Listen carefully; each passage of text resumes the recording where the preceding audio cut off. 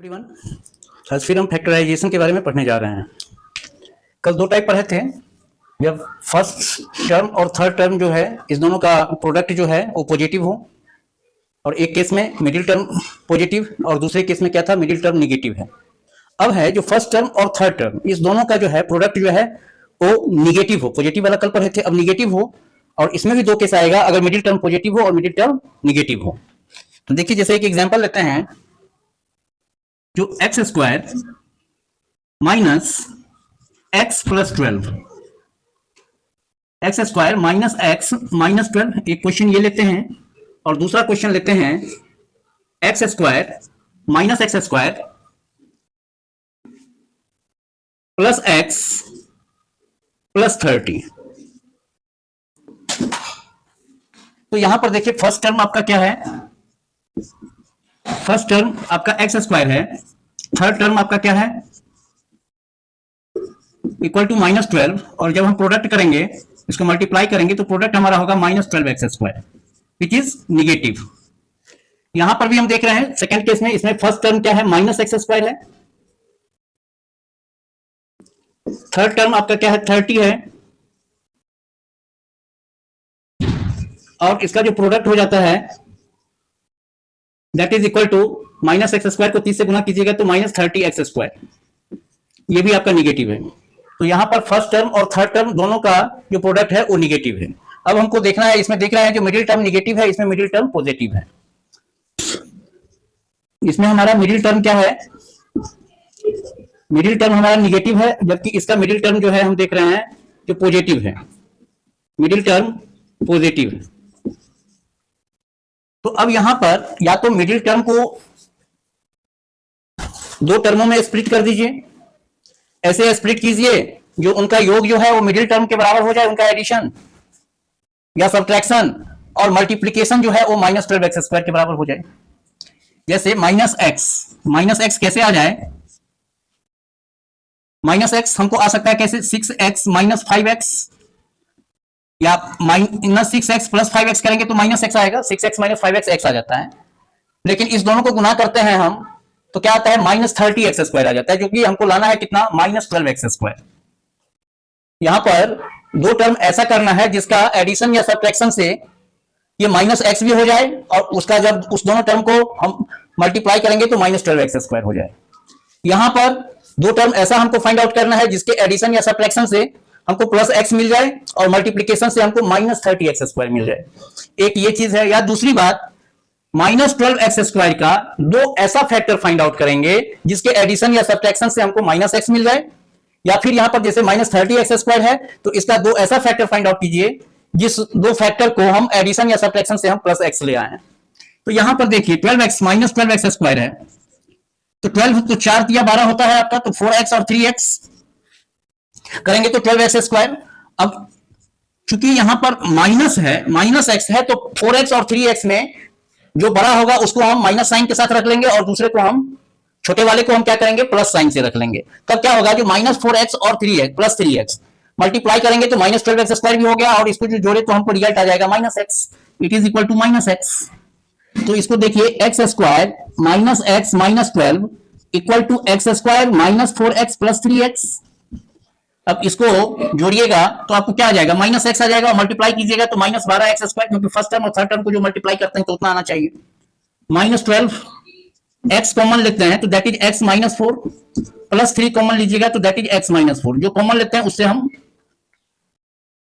क्या करते हैं, तो टर्म को हम डिवाइड करते हैं। एक्स स्क्वायर को एक्स से डिवाइड करेंगे तो एक्स आएगा, 4x को एक्स से डिवाइड करेंगे तो 4 आएगा, माइनस का माइनस है, 3 से 3x को 3 कॉमन ले रहे हैं तो 3 से हम 3x को डिवाइड करेंगे तो x, 3 से माइनस 12 को हम डिवाइड करेंगे तो we will get minus 4।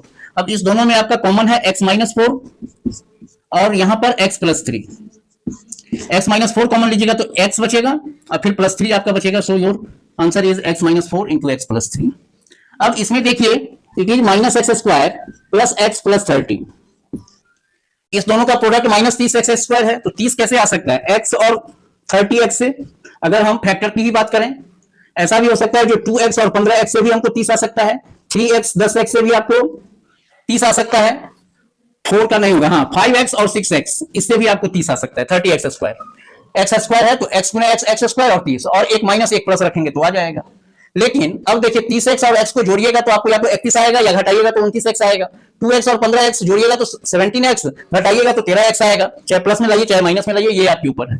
3x और 10x तो मैक्सिमम वो 13x जाएगा और माइनस डिफरेंस करके हम 7x लाएंगे। अब 13x माइनस में लाइए चाहे प्लस में लाइए, मैक्सिमम आपको 13x तक जाएंगे और माइनस में लाना है या प्लस में वो बात की बात है। 5x और 6x तो इसको देखिए जो 11x जोड़ के और घटा के कितना आ जाएगा, सिर्फ x, 6x में से 5x घटाएंगे तो वी विल गेट x।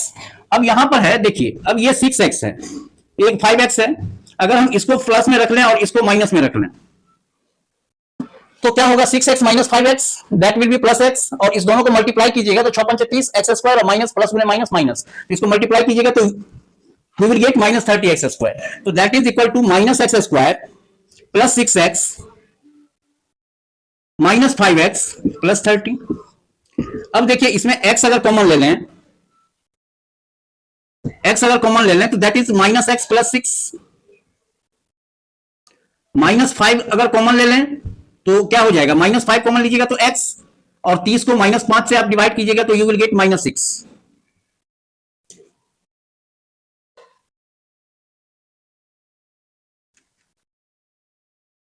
ठीक है, तो यहां पर इट इज माइनस 6, अगर प्लस 5 लीजिएगा तब ये फिर माइनस x आ जाएगा। इट इज माइनस x, यहां पर प्लस भी ले सकते हैं, इसको दो तरीके से बना सकते हैं। देखिए माइनस x और ये आ जाएगा 30 का तो ये 6, तो ये आ गया आपका x प्लस 5 और minus x plus 6, it is equal to x plus 5 या 6 माइनस x।